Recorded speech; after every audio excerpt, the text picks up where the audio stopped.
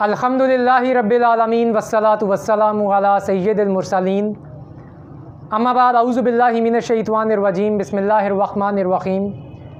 अस्सलाम वालेकुम व्यूअर्स, आज आपके सामने वेरिएशन के चैप्टर की एक्सरसाइज नंबर 3.4 डिस्कस की जाएगी। क्वेश्चन नंबर 2 का पार्ट नंबर 6 डिस्कस किया जाएगा। व्यूअर्स, 10th क्लास का साइंस ग्रुप का ये चैप्टर हम डिस्कस कर रहे हैं। क्वेश्चन है व्यूअर्स सॉल्व, ये आपके सामने क्वेश्चन लिखा हुआ है, इसको कंपोनेंटो डिविडेंडो थ्योरम के तहत इसको हल करना है। बेसिकली इसमें क्वेश्चन में हमें बज़ाहिर नहीं लिखा हुआ इधर कि कंपोनेंटो डिविडेंडो थ्योरम अप्लाई करना है, लेकिन इसकी जो मेन हेडिंग थी क्वेश्चन नंबर 2 की, उसमें लिखा हुआ था कंपोनेंटो डिविडेंडो थ्योरम, वो भी मैंने लिखी नहीं यहाँ पे। लेकिन व्यूअर्स, मैंने प्रीवियस लेक्चर में भी आपको कहा था कि फॉर एग्जांपल जिस क्वेश्चन आपको दे दिया जाता है और ऊपर नहीं लिखा होता कि आप इसको हल करें बाय कंपोनेंटो डिविडेंडो थ्योरम को यूज़ करके, लेकिन इसके बावजूद आपको क्वेश्चन देखते साथ ये अंदाज़ा हो जाना चाहिए कि इसमें आसान मेथड होगा अगर हम कंपोनेंटो डिविडेंडो थ्योरम अप्लाई करेंगे। क्वेश्चन को देखते साथ पता चल जाना चाहिए कि यहाँ पे कौन सा मेथड अप्लाई होगा, अगर वो क्वेश्चन में ना भी लिखें तो। व्यूअर्स, इसको हम कंपोनेंटो डिविडेंडो थ्योरम के तहत करेंगे। अब तो लिखा भी हुआ है, क्वेश्चन नंबर 2 की जो मेन हेडिंग थी उसमें लिखा हुआ था कंपोनेंटो डिविडेंडो थ्योरम के तहत हल करना है। व्यूअर्स, ये क्वेश्चन है, यहाँ भी फ्रैक्शन की फॉर्म है, यहाँ भी फ्रैक्शन की फॉर्म है। अब कंपोनेंटो डिविडेंडो थ्योरम हमने यहाँ पे अप्लाई किया, होता क्या है व्यूअर्स, ये व्यूअर्स ऐसे होता है कि अगर आपको a divided by b is equal to c divided by d हो, तो जब हम ये रूल अप्लाई करते हैं तो इट मीन्स कि a plus b divided by a minus b is equal to c plus d divided by c minus d होता है। ये इस रूल को कहते हैं कंपोनेंटो डिविडेंडो थ्योरम। अब देखें, यहाँ पे हम वही अप्लाई करेंगे। ये सारी ऊपर वाली वैल्यू a है, ये सारी नीचे वाली वैल्यू b है, ये सारी c है और ये सारी d है। यहाँ पे मैंने a plus b a minus b किया। देखें, ये सारी a प्लस ये नीचे वाली वैल्यू b लिख दी। ठीक हो गया व्यूअर्स, ये सारी ऊपर वाली वैल्यू a लिखी, माइनस किया नीचे वाली वैल्यू को, जब माइनस किया तो माइनस प्लस ये अलामत माइनस में कन्वर्ट होके लिखी है व्यूअर्स। इसी तरह से व्यूअर्स, यहाँ पे भी मैंने लिखना था जो कि नहीं लिखा, इधर भी मैं लिख देता हूँ क्योंकि ये दोनों तरफ अप्लाई होगा। यहाँ पे हो जाएगा, देखें, 12 प्लस 13 और नीचे हो जाएगा 12 माइनस 13। ठीक है, नीचे लिखा हुआ है मैंने। अब व्यूअर्स देखें, यहाँ पे फिर नेक्स्ट स्टेप में कटिंग करते हैं।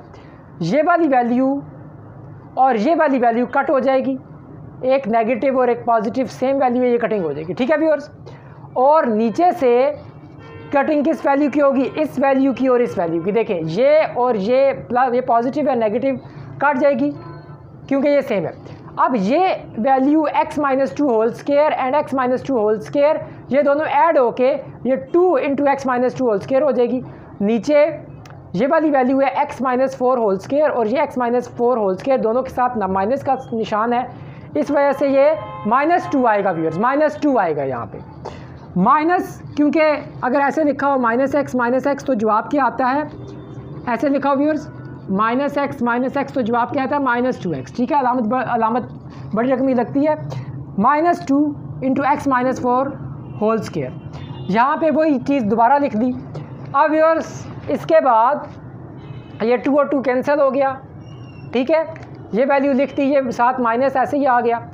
12 और 13 को जमा किया 25 हो गया, 12 में से 13 निकाला तो -1 आ गया। अब ये माइनस और माइनस कट जाएगा, 25 ऐसे ही आ गया, ये वैल्यू ऐसे ही लिख दी है। आपको पता है ये माइनस माइनस कट जाता है, क्योंकि जब -1 को उधर लेके जाऊंगा मल्टीप्लिकेशन हो जाएगी, ऊपर माइनस नीचे माइनस कटिंग हो जाएगी। आप डायरेक्ट भी काट सकते हैं, दरमियान में इक्वल का साइन हो तो। अब ये सिचुएशन बन गई है। अब आगे देखें, यहाँ पे जब ये सिचुएशन बन गई, taking square root on both sides, जब हम taking square root on both side, इधर भी अंडर रूट लेंगे, इधर भी अंडर, देखें दोनों तरफ हमने अंडर रूट ले लिया। अब यहाँ पे ये स्क्वायर अंडर रूट से कट जाएगा, यहाँ पे x minus 2 divided by x minus 4 रह जाएगा, स्क्वायर ख़त्म हो गया।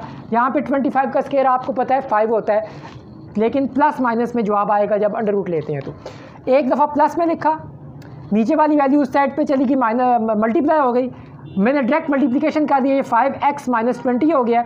फिर x को उधर लेके चला गया हूँ, -x हो गया, 20 को इधर लेके आ गया हूँ, +20 हो गया। यहाँ पे 18 रह गया, यहाँ पे 4x रह गया, 4 को डिवाइड कर दिया। फाइनल आंसर जो व्यूअर्स आया है, final answer 9/2। So x is equal to 9/2। x की एक वैल्यू आ चुकी है 9/2। अब नेगेटिव रखते हैं, ये तो पॉजिटिव 5 रखा था, 2 वैल्यूज़ थी। अब and now x - 2 divided by x - 4 is equal to -5। अब इसको -5 के तहत भी हल करते हैं, देखते हैं इस x की दूसरी वैल्यू क्या आ रही है।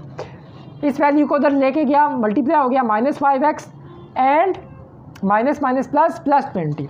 ठीक है व्यूअर्स, 5x को इधर लेके आ गया और -2 को उधर लेके चला गया। ये 6x + 22, 6x is equal to 22 हो जाएगा। 6 डिवाइड हो गया 11/3।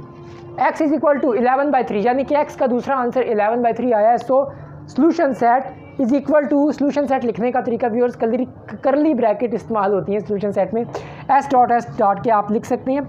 9/2 पहला आंसर आया, कॉमा दूसरा आंसर x/3 आया। इस तरह सोल्यूशन सेट लिखते हैं, फिर ब्रैकेट्स को क्लोज भी करना होता है उसी ब्रैकेट से। व्यूअर्स ये हमारा आंसर था, x की वैल्यूज़ हमने फाइंड कर ली हैं। किस रूल के तहत? बाय कंपोनेंटो डिविडेंडो थ्योरम के तहत। जब भी फ्रैक्शन के इस साइड, इक्वल के इस साइड फ्रैक्शन हो और इक्वल के इस साइड भी फ्रैक्शन हो, तो वहाँ पे आपको अगर सिचुएशन ज़रा सी भी डिफ़िकल्ट लग रही हो, वहाँ पे आप कंपोनेंटो डिविडेंडो थ्योरम लगाएं, आपका काफ़ी हद तक मसला हल हो सकता है।